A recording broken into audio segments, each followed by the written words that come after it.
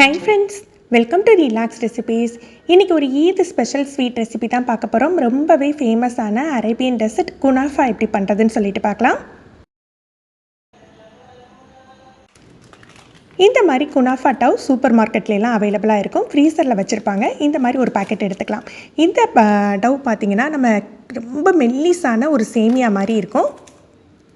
இது வந்து 500 gram packet, அரை கிலோ பேக்கெட். இதுலேருந்து நம்ம இன்றைக்கி 300 கிராம் எடுத்து செய்ய போகிறோம். நான் இன்றைக்கி ஒரு 8 இன்ச் பேன் யூஸ் பண்ணுறேன். அதுக்கு 300 கிராம் அளவுக்கு கரெக்டாக இருக்கும். பாருங்கள், இந்த அளவுக்கு மெல்லிஸாக இருக்கணும்.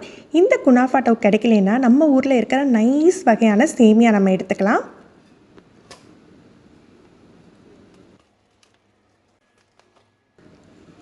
இந்த டவ்வில் இன்றைக்கி 300 கிராம் எடுத்துக்கிறேன். இது வந்து நீளமாக தான் இருக்கும், சேமியா மாதிரி. ஃப்ரீசர்லேருந்து கொஞ்சம் நேரம் வெளியில் எடுத்து வச்சுக்கோங்க. வச்சுட்டு இந்த மாதிரி சின்ன சின்ன பீஸாக கட் பண்ணிக்க போகிறோம்.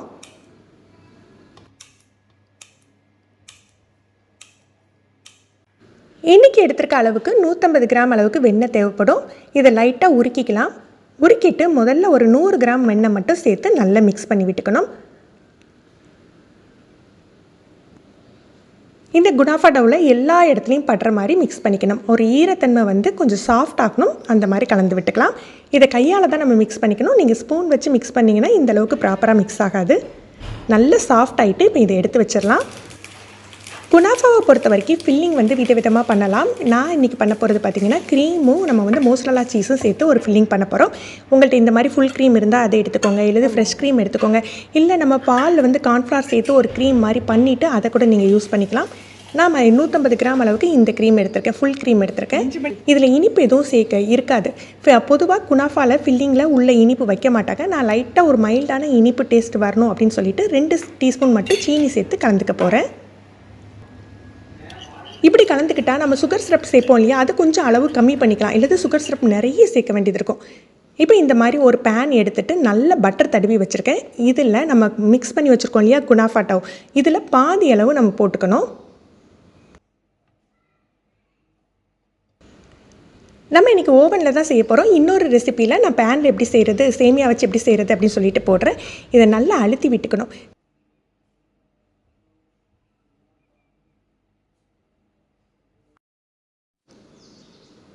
இந்த மாதிரி ஒரு கிண்ணமோ இல்லை ஒரு டம்ளரோ வச்சு கூட அழுத்தி விட்டுக்கலாம். அப்போ தான் உங்களுக்கு நல்ல செட் ஆகும். ஓரங்கள்லேயும் நல்ல வெண்ணெய் தடவிக்கோங்க. இப்போ நம்ம மிக்ஸ் பண்ணி வச்சுருக்க ஃபில்லிங்கை நடுவில் சேர்த்துக்கலாம்.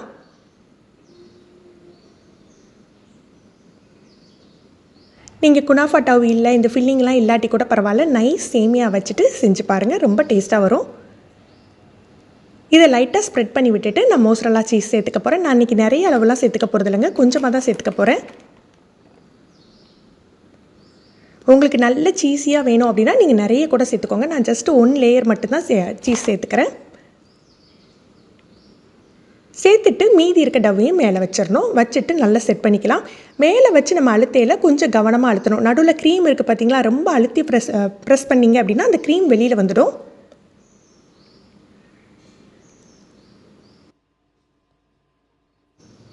இப்போ நம்ம எடுத்து வச்சுருக்க வெண்ணெயிலேருந்து ஒரு 2 டேபிள் ஸ்பூன் மேலே ஊற்றிக்கலாம். ஊற்றி லைட்டாக ஸ்ப்ரெட் பண்ணி விட்டுக்கலாம்.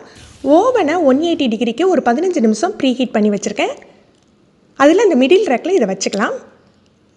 வச்சுட்டு 25 to 30 மினிட்ஸ் பேக் பண்ணணும். முதல்ல ஒரு 25 மினிட்ஸ் பேக் பண்ணிடலாம். பண்ணிவிட்டு நம்ம ரிவர்ஸ் பண்ணி ஒரு 5 மினிட்ஸ் பேக் பண்ணுவோம்.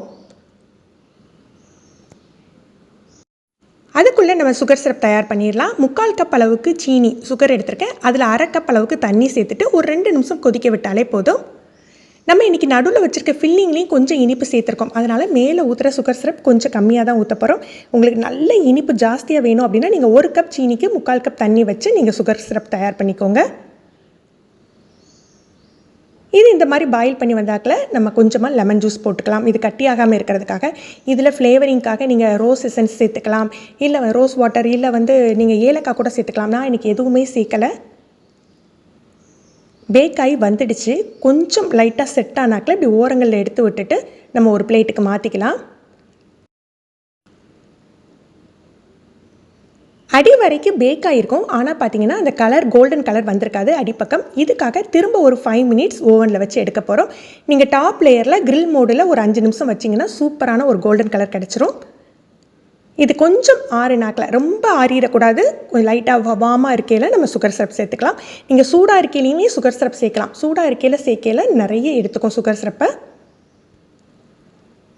உங்களுக்கு தேவையான அளவுக்கு சுகர் சிரப் சேர்த்துக்கோங்க. இதுக்கு மேலே வந்து நம்ம பிஸ்தா சேர்த்துக்க போகிறோம். பிஸ்தாவை ஸ்லைஸ் பண்ணியும் சேர்த்துக்கலாம், இல்லை வந்து பவுடர் பண்ணியும் நீங்கள் சேர்த்துக்கலாம். நம்மளுடைய விருப்பம் தான். நான் இன்றைக்கி வந்து சின்ன சின்ன பீஸாக ஸ்லைஸ் பண்ணி சேர்த்துக்க போகிறேன்.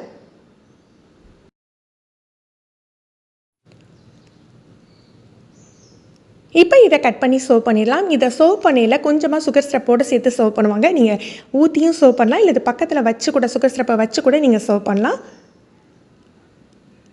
ஃப்ரெண்ட்ஸ், நீங்களும் இந்த குனாஃபா ரெசிபி ட்ரை பண்ணி பாருங்கள். இந்த வீடியோ பிடிச்சிருந்ததுன்னா லைக் பண்ணி ஷேர் பண்ணுங்கள். நீங்கள் ஃபஸ்ட் டைம் நம்ம சேனல் பார்க்குறீங்கன்னா ரிலாக்ஸ் ரெசிபி சப்ஸ்கிரைப் பண்ணிக்கோங்க. கீழே இருக்க பெல் பட்டனில் நீங்கள் ஆல்ங்கிற ஆப்ஷன் செலக்ட் பண்ணி வச்சுக்கிட்டிங்கன்னா நம்ம சேனலில் வீடியோக்கள் போட்ட உடனே நோட்டிஃபிகேஷன் கிடைக்கும். தேங்க்யூ.